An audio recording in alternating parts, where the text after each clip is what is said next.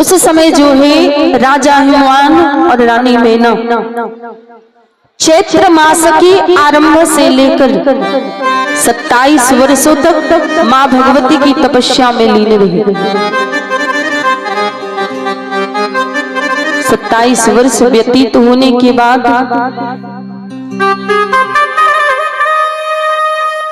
मां भगवती रानी मेना और राजा हिमवान की तपस्या से प्रसन्न हो गई।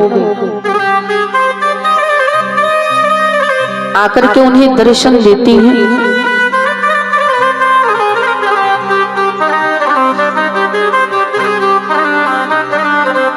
उस समय सज्जनों मां भगवती ने कहा कि रानी मेना, तुम हमें प्राणों के समान प्यारी हो।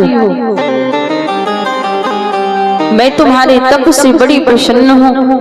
तुम्हारे मन में जो भी इच्छा हो हमसे वरदान मांग लो। रानी मेना हाथ जोड़ के बोली कि मां भगवती,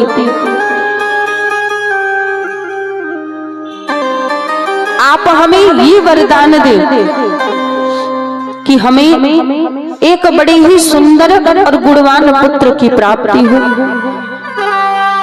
जो तीनों लोकों में विख्यात हो। तो हे मां भगवती, देवताओं की कार्य को पूर्ण करने के लिए आप स्वयं ही हमारी पुत्री के रूप में अवतरित हुई है। मां भगवती एवमस्तु कहकर के अंतर ध्यान हो गई। वरदान प्राप्त करने के बाद राजा हिमवान और रानी मेना वापस महल में चले आए।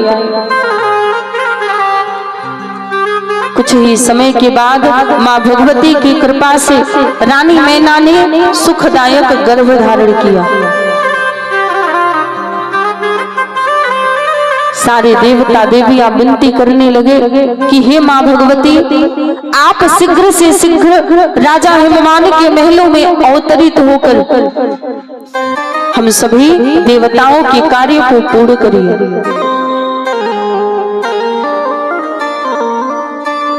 इधर राजा हिमवान और रानी मेना बड़े प्रसन्न थे।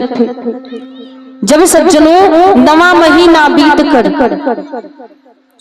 10वां लगा, तो 10वें महीने में मां भगवती राजा हिमवान के महलों में रानी मेना के गर्भ से जन्म लेती है। और जिस समय मां भगवती का जन्म हुआ, उस समय आकाश से देवता देवियां